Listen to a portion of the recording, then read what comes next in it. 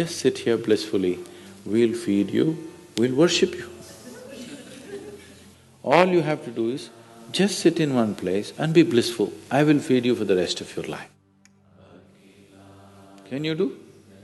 No, you want to mess up something every day. People say they're only working for a living. I said, don't worry, I'll give you shelter, I'll give you food every day, no problem. All you have to do is, I want to see tears of blissfulness every day. That's all the requirement. You don't have to do any work, you don't have to serve me, you don't have to produce anything, nothing. Just sit here blissfully, we'll feed you, we'll worship you. No. So the problem is not in your work, the problem is not in your life, the problem is not in the world that you live, the problem is just that you have not done the necessary things for this one to flow through this effortlessly, beautifully. The necessary work has not been done and we're just hoping it'll happen by accident. It doesn't happen by accident. A lot of people in the world think United States of America is heaven. But people who live here don't think so at all. Isn't it so? Isn't it? A lot of people in the world are dying to get an entry into the country. If you open up the southern borders, 10 million people will enter tomorrow morning because they think this is heaven. But you are not experiencing it that way, isn't it? You are not experiencing this as heaven because hell and heaven is not a geographical place. Hell and heaven is what you make out of yourself, isn't it? Too much talk about heaven has been going on because there are too many people who made a hell out of themselves. If you had made a heaven out of yourself, would you talk about going to heaven? If you sit here and you're feeling ecstatic right now, would you aspire to go to heaven, I'm asking? Once it happened, early 20th century,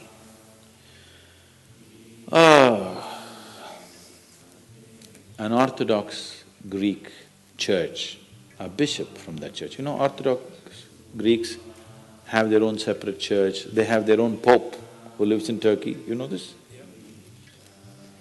So a bishop from this order had heard so much about Indian mysticism and he wanted to go to India, but he never got around to make it because he had to serve the cloth that he wore. And after 60 years of age, when he is semi-retired, he got the opportunity and went to India. So he came to South India, near where we are, and he wanted to meet a mystic, a yogi. So somebody said, go up this mountain, near a cave, there is a yogi sitting, you can go.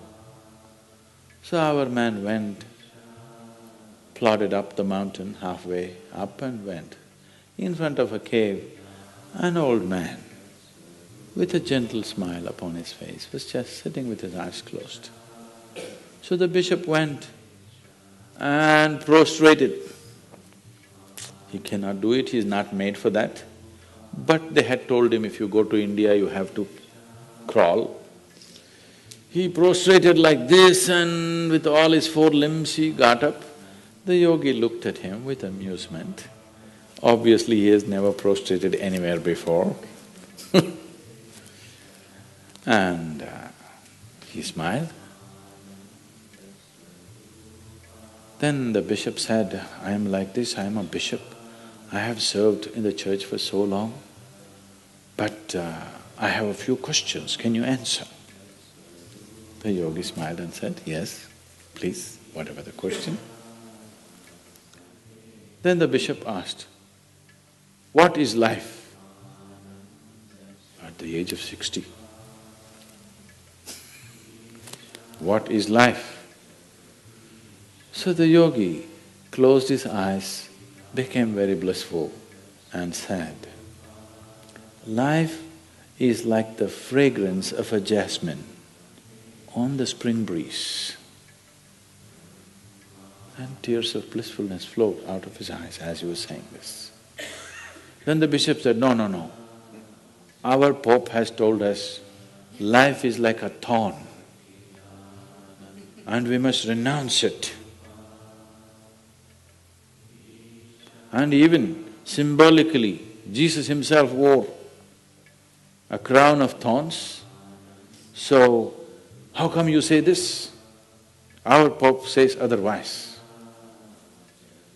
The yogi looked at him, smiled and said, "Well, that's his life."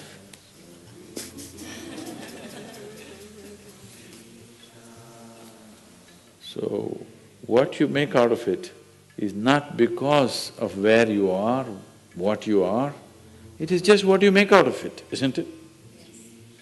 So, have you created the necessary mechanism? Have you created the necessary system? Have you created the necessary ingredients within you to make this like the fragrance of jasmine on a spring breeze and not a thorn? If it's a thorn, we must pluck the damn thing out, isn't it? Isn't it so? Well, you heard it here first, folks. If you just shed tears of bliss and blissfulness, Sadhguru not only will shelter you, but feed you for your entire life. That's a pretty good deal, except getting to the place where you can shed tears of bliss every day is a different matter. So that's what we're going to discuss today. Based on the video we just watched, I am thankful to report this is happening to me. I'm becoming much more blissful every day that goes by. And I'm going to share with you the juicy details and techniques on how to do this yourself. How do you do this yourself? Well, it's like you removing the furniture out of your room. If you do that and nothing remains except the hardwood floor, whatever floor you have, the walls, the ceiling, and the window and the door. If that happens, your room is going to be super clean. Some general small maintenance needs to be done once a month maybe. You need to sweep the floor for dust. But otherwise your room is going to be so clean because there's no furniture, there's no dust, there's no anything. Just as the same way in this being, that the more you remove yourself, the cleaner you become and the more naturally blissful you become. Bliss isn't something that you have to work towards, like building a house or a skyscraper or a castle. It's the more you remove, the more blissful you are. Every cell of this body is ecstatic when you just leave it alone, when you don't touch it. When you just let life be as it is naturally, you're going to become ecstatic. Sadhguru said when he first became enlightened that if he just doesn't mess with his body or mess with his mind too much, he just doesn't keeps his hands away from it, every cell of his body just bursts with ecstasy, and tears of bliss would roll down his cheeks. And he thought to himself, who wouldn't want this? But he said, people are so invested in their misery and their suffering that they don't want to move away from what they know into what they don't know. So you are suffering, you're miserable, you're this or that, the other thing. That is who you are. That makes up your identity. And it's it's a valuable thing, my identity. What if I remove this sadness, or what if I remove this, or remove my feeling states of anguish? Who am I going to be? You're not going to be anything. And that's the whole point. That's the whole problem. Not being anything is the ultimate goal of spirituality. Can't be anything. You gotta be nothing. So the more I'm thankful, this is the way it is. Because if bliss and ecstasy and powerful states of mind was some super hard thing, like you have to build a house in order to be blissful, oh, that would suck. But this, you don't have to do anything. It's like I don't have to do anything for this grass to grow. Look at this, it's growing. Nature takes care of it all. That's wonderful. And I get to sit here and enjoy that. Some sunlight has to come upon this, and some water has to be here, and air and soil, and nature takes care of it. Similarly with you, just doing some very basic things like not mess with your mind too much, just relax, take it easy with life, and then boom, body becomes full of bliss. So I'm in the process, my friends, of cleaning out my room, so to speak. The more stuff I remove from this, the more ecstasy, the more bliss this happens. It's wonderful. So life is what you make it, as Sadhguru says. Gives a funny story of some monk visiting a yogi and saying life is like thorns, and the yogi says life is like Jasmine.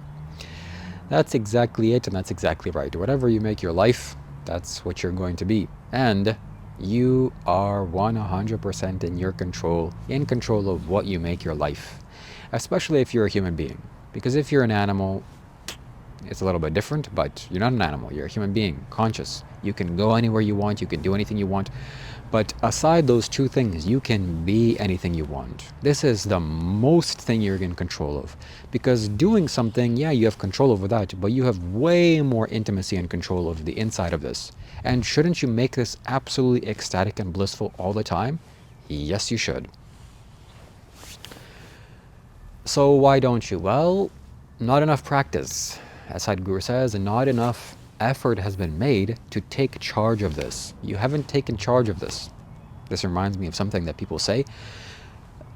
People ask Sadhguru, is he driven? Hey, are you driven? Aren't you driven by something? Your mission, isn't your mission driving you to do something? No, Sadhguru says, I'm driving.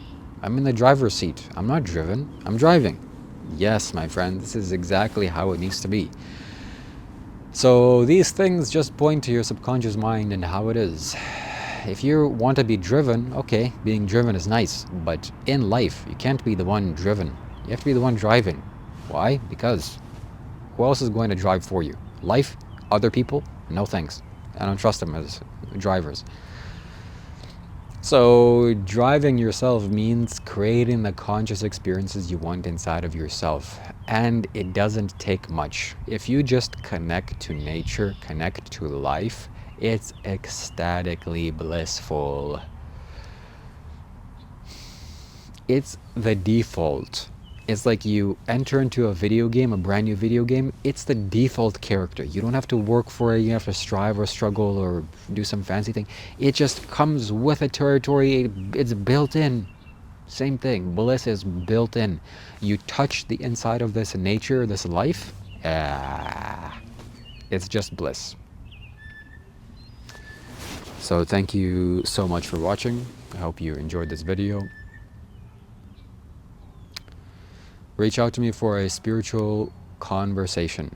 ShivaKailash.com is the place to be. If you want to make use of my clarity and my perception and insight via benefiting your own life, I highly suggest you do so.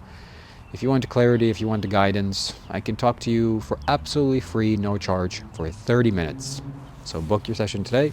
Talk to me while you can. And make use of this while this is being offered. Thank you so much. See you soon. Buy my Rudraksha as well. You need this if you haven't bought it. Himalayan Rudraksha, very nice big seeds from the Himalayan mountains. And you can buy so. Free shipping, ship it to anywhere you are in the world. That's it. Take care. Bye.